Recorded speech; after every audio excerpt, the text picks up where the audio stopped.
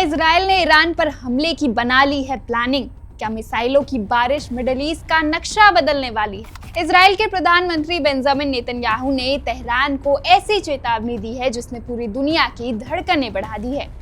Netanyahu ने साफ कह दिया है कि अगर अमेरिका पर उंगली भी उठी तो ईरान का नामो निशान मिटा देंगे। इजराइल अब चुप बैठने नहीं वाला है। 2025 के उस खौफनाक 12 दिवसीय युद्ध के जख्म अभी भरे भी नहीं थे कि अब हालात फिर से विस्फोटक हो गए हैं।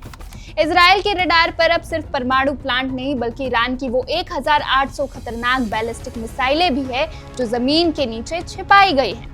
उधर व्हाइट हाउस से राष्ट्रपति ट्रंप ने भी 10 दिनों का अल्टीमेटम थमा दिया है। एक तरफ जिनेवा में बातचीत की मेज सजी है तो दूसरी तरफ समुद्र में अमेरिकी जंगी जहाजों का पहरा है। सवाल ये है कि क्या ईरान पीछे हटेगा या फिर ये लक्ष्मण रेखा पार होते ही महाविनाश शुरू होगा।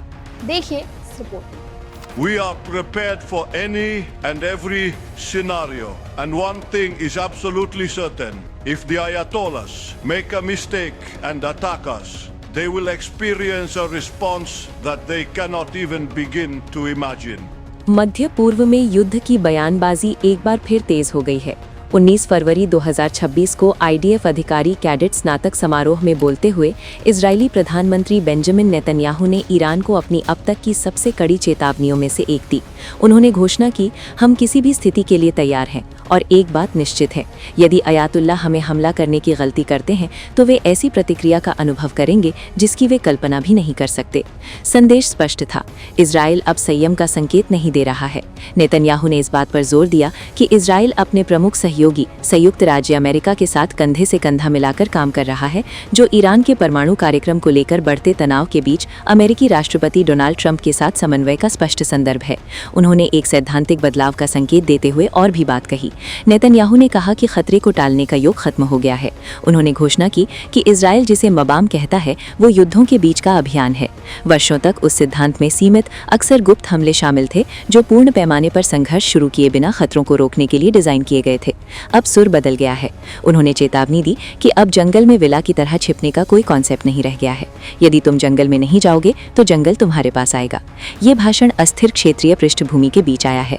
ईरान ने हथियार ग्रेड के करीब यूरेनियम संवर्धित किया है जिससे यरूशलेम और वॉशिंगटन चिंतित हैं। तेहरान लेबनान में हिजबुल्ला, गाजा में हमास और सीरिया और इराक में मिलिशिया सहित प्रॉक्सी समूहों का समर्थन करना जारी रखता है। वे समूह जो बार बार इजरायली बलों के साथ भिड़ चुके हैं। इजराइल ने बदले में सीरिया और उसके बाहर ईरान से जुड़े लक्ष्यों पर हवाई हमले किए हैं जिसका उद्देश्य हथियारों के हस्तांतरण और अपनी सीमाओं के पास घुसपैठ को रोकना है।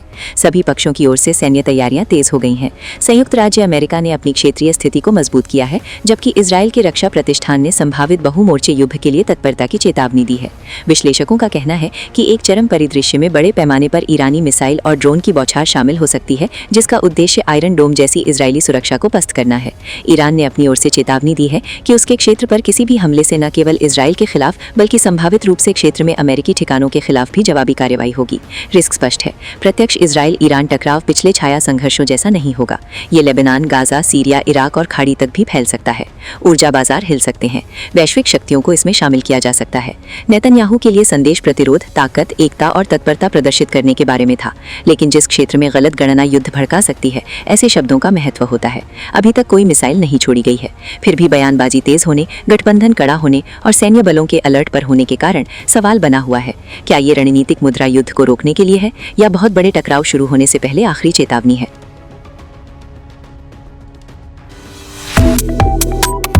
Subscribe to One India and never miss an update.